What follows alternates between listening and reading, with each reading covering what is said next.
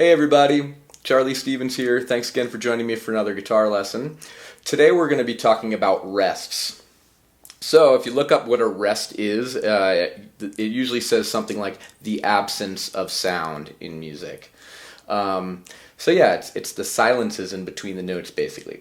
Now the term rest is almost like a misnomer. Sometimes I'm working with students and we learn about rests and they kind of think, oh, it's a rest, I take a break, I'm stopping right now, I'm not really playing music, I take a little rest of the piece of music. And it doesn't really work like that. These rests are very specific amounts of time. Just like our rhythmic value notes that we have, our different notes in rhythmic values, how they represent very specific amounts of time, rests also do that. So we have corresponding rests for each one of our rhythmic values that we've learned. So it's really not taking a break, it's a very active part of the music. And it kind of sounds kind of out there to say this, but the silence is just as an important part of the music as the notes themselves. Okay, so I know it sounds kind of out there, but I really believe that's true. Okay, so when we are playing rests, we are playing rests. Even though technically we're not playing our guitar, we're feeling that pulse. So go back to my video on counting if you need a refresher on what the pulse is.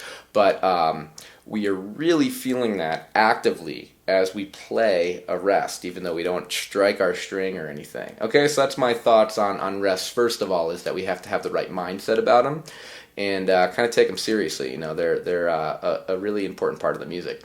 Not a time to take a break.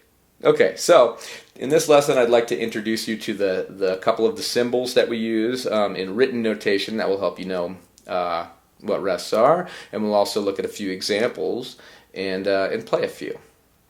Okay, so the first type of rest I'd like to talk about is a quarter rest.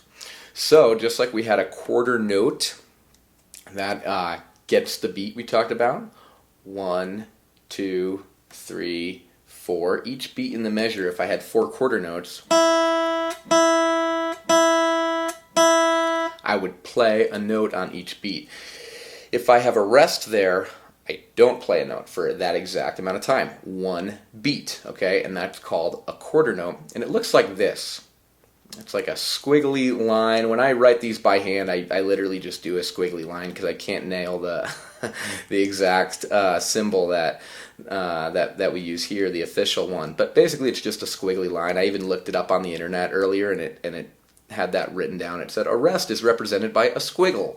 So yeah, if you're writing these by hand, I don't think it has to be super accurate. I think people are going to know you mean a quarter rest. So yeah, so that's 1 beat. It's the most important one to get the hang of because it's a beat. Next, we have the half note, right? That would be the next rhythm that we'd encounter, which would be worth 2 beats. Okay, so a half note looks like this. Okay, so that little symbol represents 2 beats of rest. Okay, so after a half note, we get into whole notes, right? So a whole rest looks like this here. Okay, so the half note rest and the whole rest look pretty similar, right? They're kind of hard to tell them apart at first.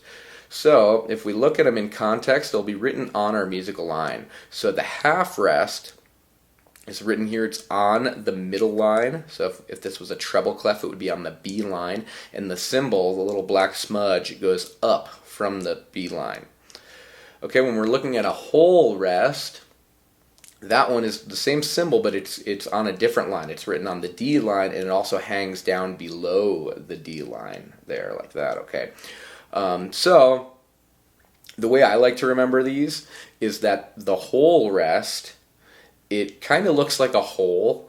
If you were pretending that like a little person was walking along the D line there, when they get to that little black smudge, you could pretend that's a hole and they would fall in. Okay, so that's my little trick. The whole rest is like a hole in the ground. Okay, and the hat rest comes up from it, so the line is underneath the smudge there, and that looks like a hat. So the word half and the word hat sound pretty similar. So a half rest or a hat rest. And if you look at the cymbal by itself, without the staff, it really does kind of look like a hat, right? Okay, cool. So those are our main types of rest: quarter rest, half rest, and whole rest. Those are the ones we're going to concern ourselves with in this video, okay? So now that we know what they look like, we can see how they work in music, okay? So I've written a few examples here that incorporate some rests. So in the first example, we have a couple of quarter notes. We're going to just stay on the high E string for this. I'm just going to stay on the high E, and we're going to play 3 quarter notes. And then on the last beat of the first measure, we have a squiggly line. So which one is that again? It's a quarter rest, right? And actually that's pretty easy to figure out, because I look there and I go 1, 2, 3. Okay, there's supposed to be 4 beats in this measure, but I only have 3 notes written plus a little squiggly line. So that squiggly line must be worth 1, right? So that's what you can, another method you can use for the half and the whole rest. I know I gave you those other tips, but honestly you don't really need those tips because it's pretty obvious. If it's a whole rest, that's the only thing you're going to be looking at in that measure. It will just be a whole rest that will take the whole measure, and you won't really have to do anything, and it will be pretty obvious that that's what it is. A half rest, same thing. You'll see a half rest, there will be 2 beats in that measure somewhere else. So if you see 2 beats and then also a rest, you'll know, well, that must be the one that's worth the other 2 beats, right? So you can use stuff like that too, but it's important to know what these symbols look like. So in example 1, the first measure has 3 quarter notes and then a rest, and then I've just kind of wrote this example where I kind of put quarter rests interspersed in there, okay? So we're going to go really slow together. I'm going to count out loud. And typically we wouldn't say the word rest when we're playing a rest, but just for right now, we'll go ahead and do that just to make it really clear, okay? So I'll count along, and then when I get to a rest, instead of saying the number it represents, I'll just say the word rest to make it really clear, and I also won't play anything on the guitar then, okay? So it's all on the open E string. Why don't you go ahead and make sure you're in tune, grab your guitar, and let's try this together, okay? Example number 1. 1, 2, 3, 4. 1, 2, 3, rest. 1, rest.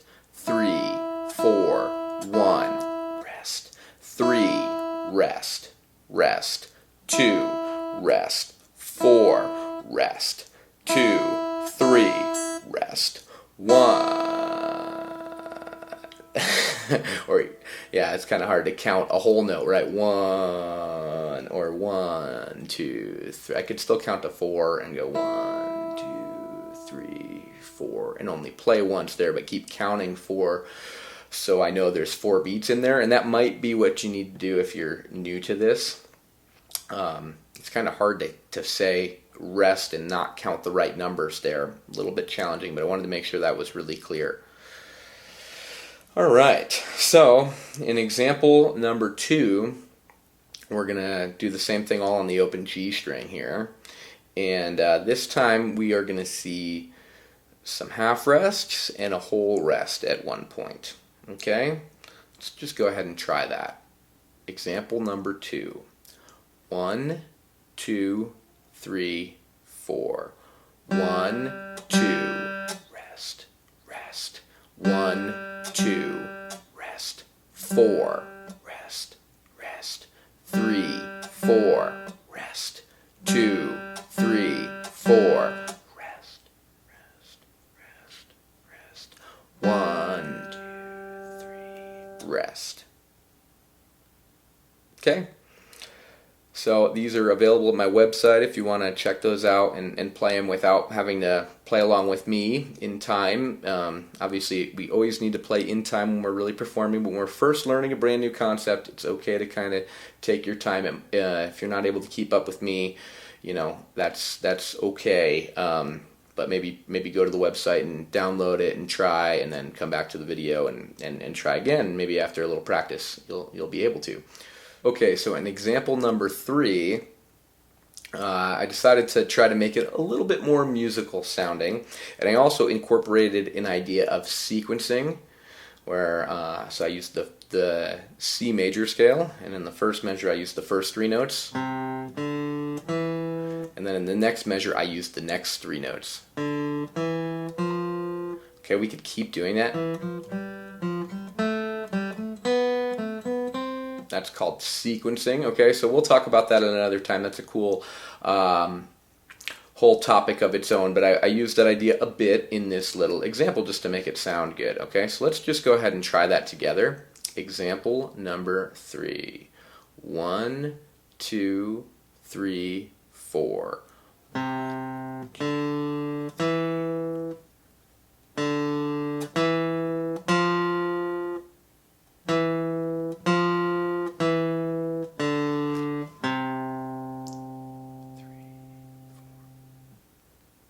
Okay, so the rests are on beat 4, which are kind of cool. It makes it sound different. So I could have made the note on the third beat, I could have made that a half note, and that would sound like this.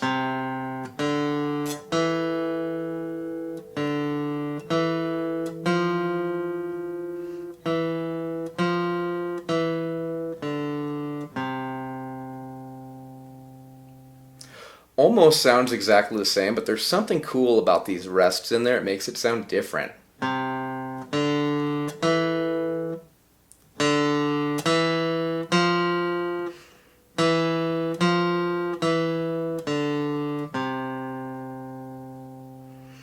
Okay, so be careful to make sure you're muting the strings with these, by the way. So every time I have a rest, it's not that I'm just not picking it, but I'm actually touching the string again to make sure that it's silenced. Okay? So in this case, I can just let go. I'm squeezing down the E string, and then I just release the pressure on my hand. Okay, so muting strings is very important to playing rests. It's also a little bit difficult at first because we can use different hands. I can use my right hand, touch the guitar and mute it, or I can use my left hand. And really it comes down to a combination of both things where we're using both hands at the same time to do a lot of this stuff. We want to kind of be sensitive to how to get these strings to stop ringing out. Okay, so that's kind of the challenge with rest, is not only do you have to count the time and really feel the time and not pluck the string again, but you also have to like touch the strings and mute them somehow. And we'll talk about more ways to mute that as we get on down the road here, okay? Okay, so in example 4, I did the exact same idea musically, but I transposed it to the key of A minor, because we already have learned about the key of A minor as well, right? So transposition is when you take a musical idea and you put it into another key. So we'll talk about that at another time as well, but just so you know, this is a great example of that, as well as an example of sequencing again, obviously, since it's the same musical idea, and the other one involved sequencing. Okay, well, why don't we try that together? Example number 4. 1, 2, 3, 4.